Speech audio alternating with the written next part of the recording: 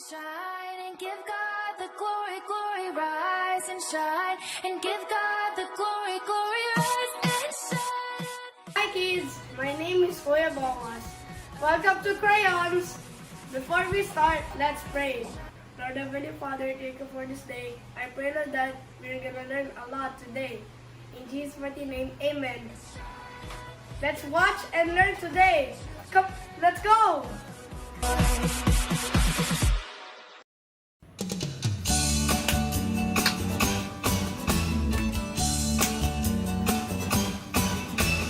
I will fight this fight. I will run this race. I will serve you, Lord, in all I do, till I see your face. I will fight this fight. I will run this race. I will serve you, Lord, in all I do, till I see your face. See the cross before me, so I'll keep on pressing on. God is calling, so I won't look back. His word is keeping me on that track to Jesus. To Jesus. To Jesus. I will fight this fight. I will run this race. I will serve you, Lord, in all I do, till I see your face. I will fight this fight.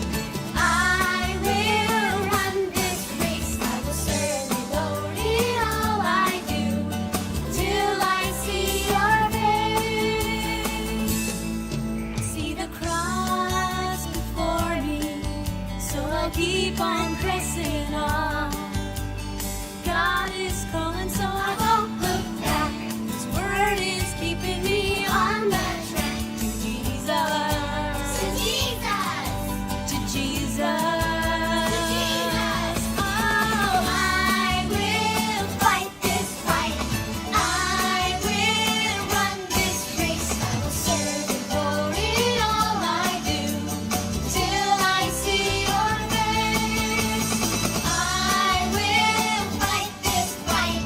I will run this race. I will serve you, Lord, in all I do, till I see your face.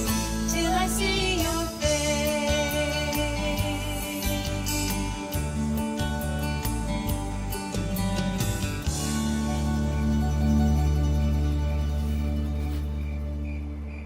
The Lord told Noah there's gonna be a floody, floody. Lord told Noah there's gonna be a floody, floody. Get those children out of the mighty, mighty children of the Lord.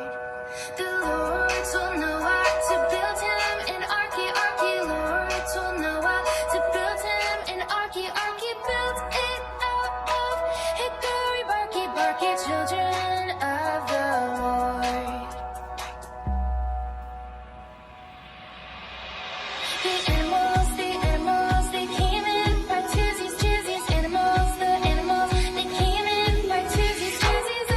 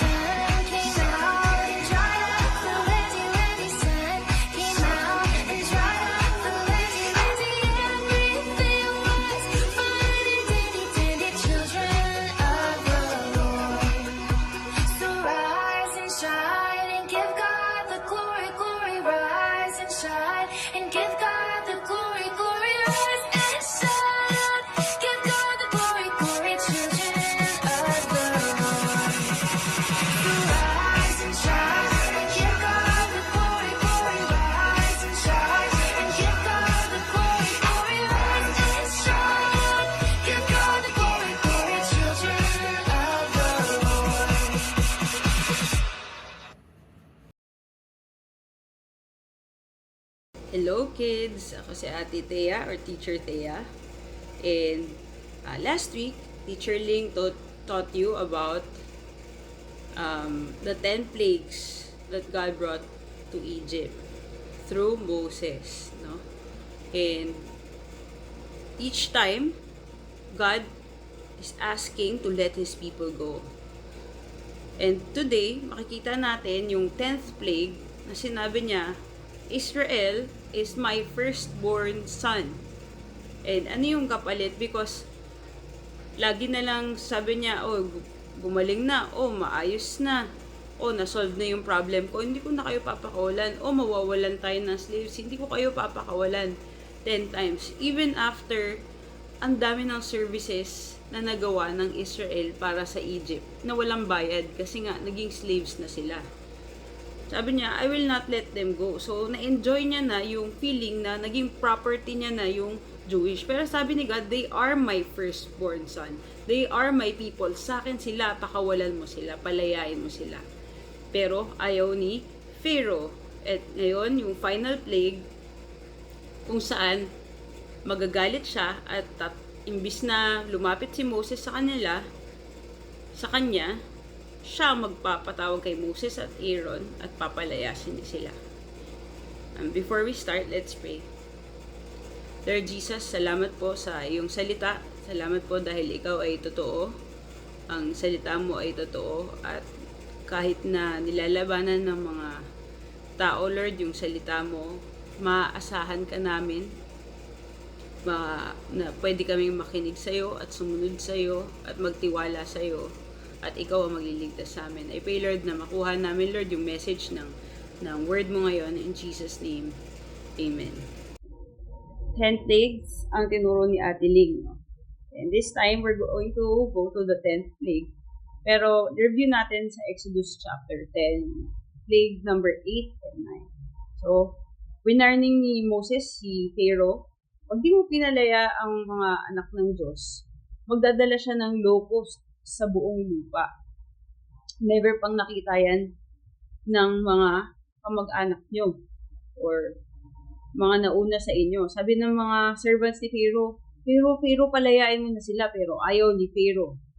Tapos, ang sabi niya sa kanila, kung aalis kayo para mag-worship kay God, ang mga lalaki lang ang pwede. Tapos sabi niya, umalis na kayo dito. So, tinaas ni Moses yung staff niya at napuno ng locust yung buong lupa at kinain lahat ng halaman nila. So, unti-unti, naubos yung properties ng Egypt, yung mga pagkain nila.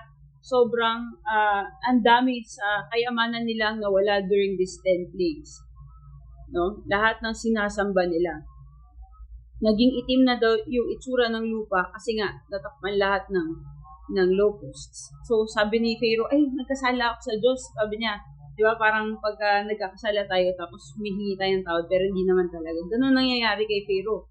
Patawarin niyo uli ako, alisin niyo na itong deadly plague. So, nag-pray si Moses, tapos umalis na yung mga locusts kasama ng hangin sa Red Sea. Pero tumigas uli yung puso ni Pharaoh, hindi niya tinupad yung pangako niya. Hindi kasi siya Kristiyano, hindi siya anak ng Diyos. At hindi niya sila hinayaang umalis para sumamba sa kanya. So, stretch out uli ni Moses yung kamay niya, pang 9 na plagues, at napuno ng kadiliman sa buong lupa ng 3 araw, umaga, gabi, madilim, except lang sa Goshen kung nasan yung mga Jewish. Wala silang makita. Pikit nga kayo, tingnan nyo, try nyo. Tapos ganun yung itsura, araw-araw, 3 days. Hindi sila makakilos. So, sabi ni Pharaoh uli kay Moses, sige na nga, alis na kayo. Sama nyo niyo yung mga asawa nyo, yung mga babae, pati yung mga anak nyo. Pero huwag nyo lang dalhin yung mga hayop niyan. Sabi ni Moses, hindi pwede, kailangan namin yung mga hayop namin. Para malaman namin ano yung isa-sacrifice namin. Malalaman lang namin pag nandun na kami. Sabi ni Pharaoh, umalis ka na, huwag ka na magpakita sa akin. Sabi ni Moses, kung hindi, mamamatay ka. Sabi ni Moses, sige, kung anong sinabi mo, hindi na ako magpapakita sa'yo.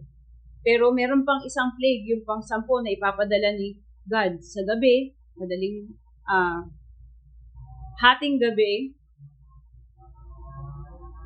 Lahat ng panganay na lalaki sa bawat pamilya, pati sa mga hayop, ay mamamatay at maraming iiyak kahit saan, except lang sa mga anak ng Diyos, sa mga Israelita. Galit na galit si Moses. Tapos sabi niya yung mga opisyal mo, sila naman ang pupunta sa akin at magmamakaawa sila, yuyuko sila na umalis na kami. At pagkatapos nun, aalis na kami at di na kami babalik. At umalis si Moses dun sa palasyo.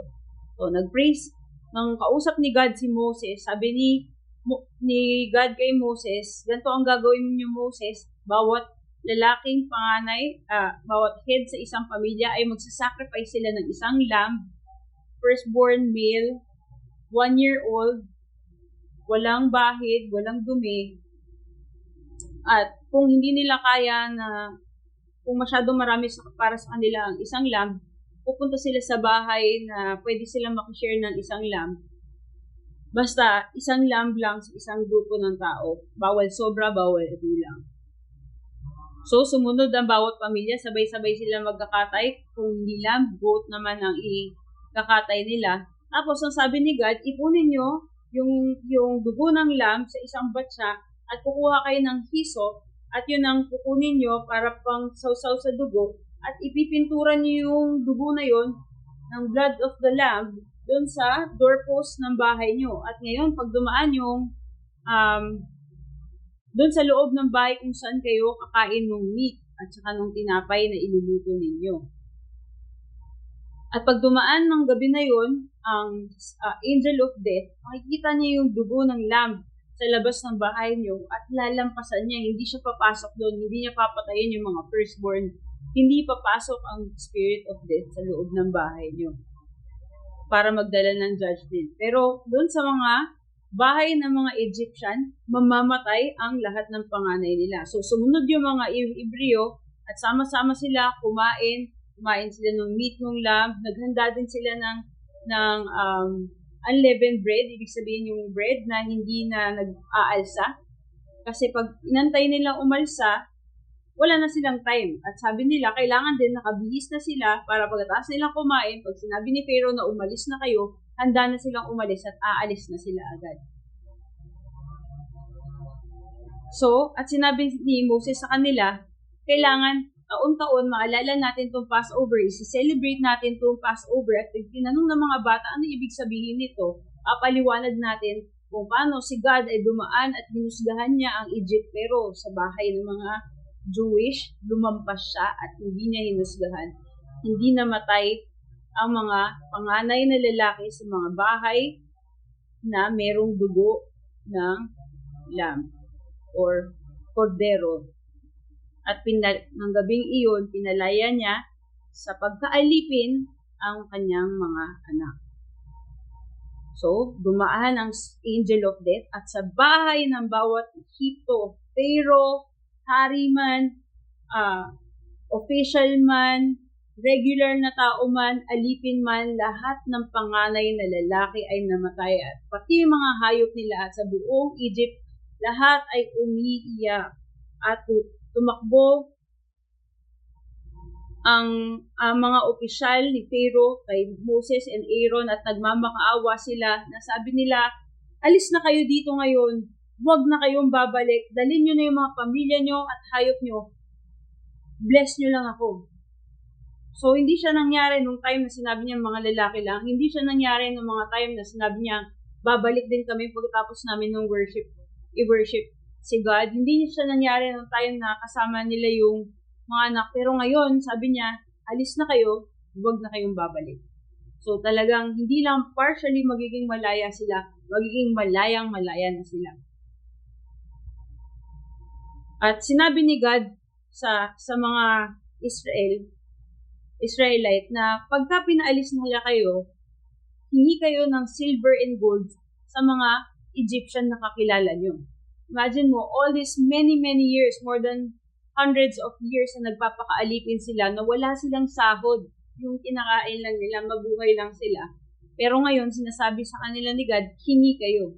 At pinalambot ni God yung puso ng mga Egyptian na binigyan sila ng silver and gold. Alis na kayo dito, sige, dalhin nyo na yan. So yung sahod nila na hindi nila nakuha for all of these years, nakuha nila at this time. At naging from slaves, naging mayaman sila God paid them double for their trouble.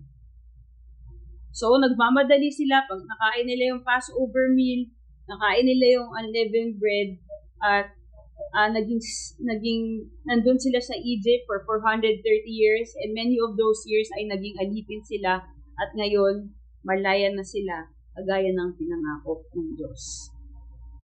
So, review tayo ng onte. Ilan yung plagues na pinadala ni God? 10. Number 2, ano yung pang-10?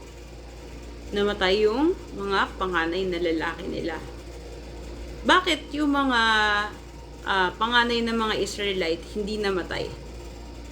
Dahil naglagay sila ng blood ng lamb or dugo ng kordero.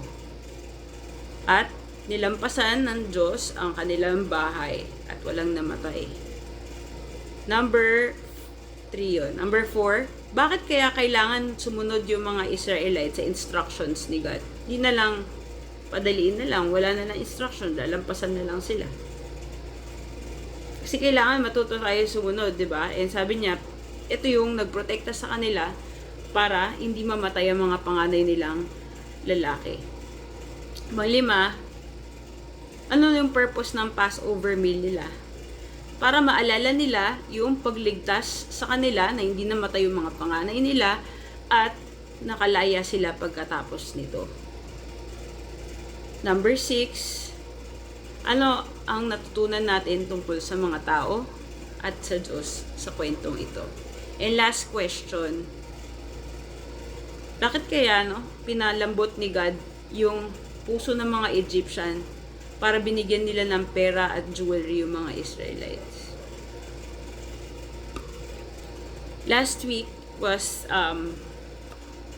Holy Week. Naalala natin ang pagkamatay at muling pagkabuhay ni Jesus. Just like in this story, ang lamb ay na-sacrifice para maligtas ang mga panganay sa bahay ng mga Israelite.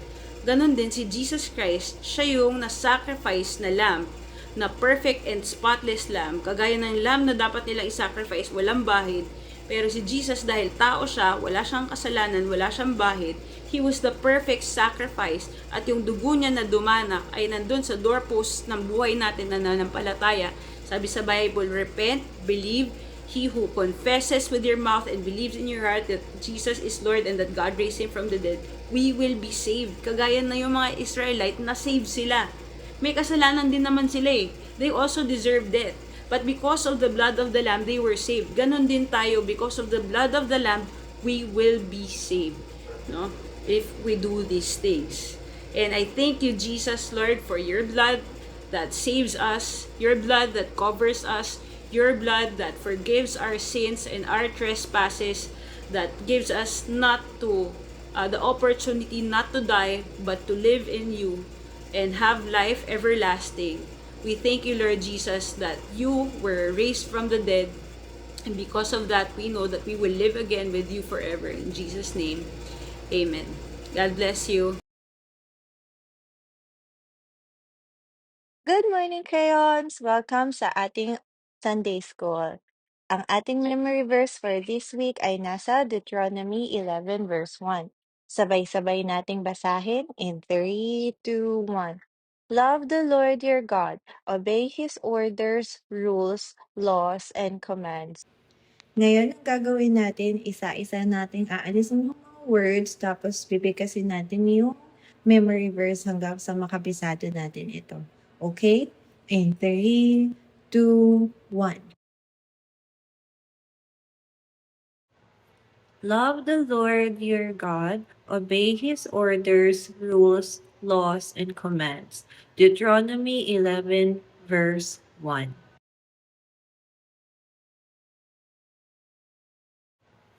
Love the Lord your God, obey His orders, rules, laws, and commands. Deuteronomy 11, verse 1.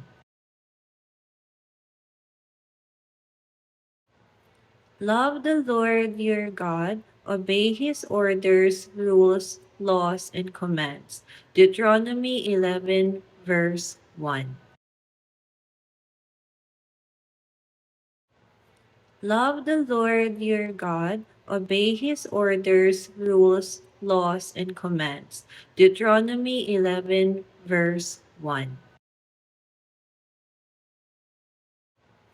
Love the Lord your God, obey his orders, rules, laws, and commands. Deuteronomy 11, verse 1. Love the Lord your God, obey his orders, rules, laws, and commands. Deuteronomy 11, verse 1. Love the Lord your God, obey his orders, rules, laws, and commands. Deuteronomy 11, verse 1.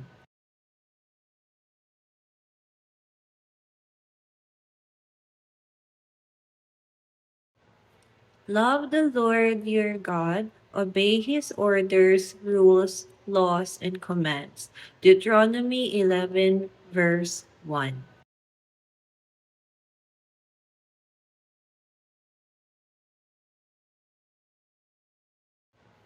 Love the Lord your God, obey his orders, rules, laws, and commands. Deuteronomy 11, verse 1.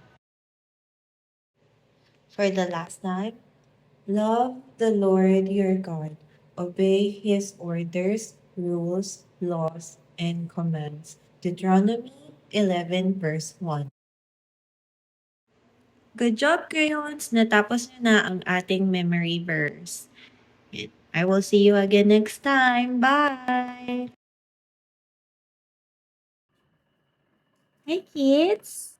Happy Sunday! Ako si Ate Jojo and this time I will be with you during our craft time. So ang gagawin natin today is a reminder of our Bible lesson for today. So, nakikita niyo ba ito? This is the door that symbolizes yung nangyari noong first Passover. So, remember, nilagyan nila ng blood yung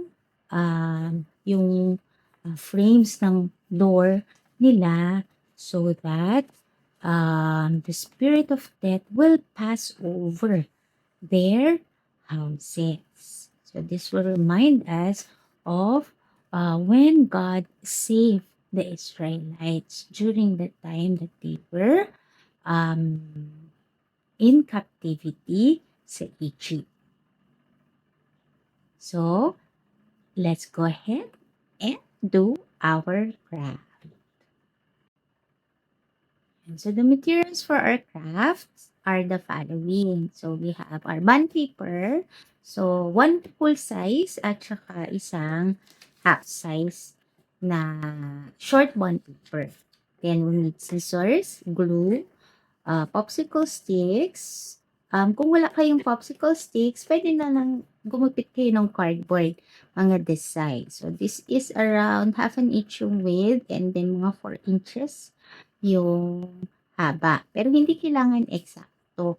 Basta, gagamitin natin tong frame ng door. So, kung gaano kalaki yung 1/4 ng kung gaano kalaki yung 1/4 ng bond paper.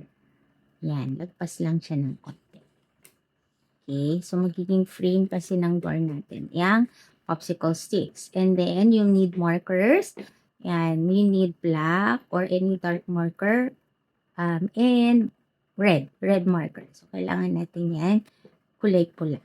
And then, also brown, coloring material. Pwedeng ito, pencil or brown colored pencil or pwede ring brown na crayon or any brown na coloring material that we will use for the door.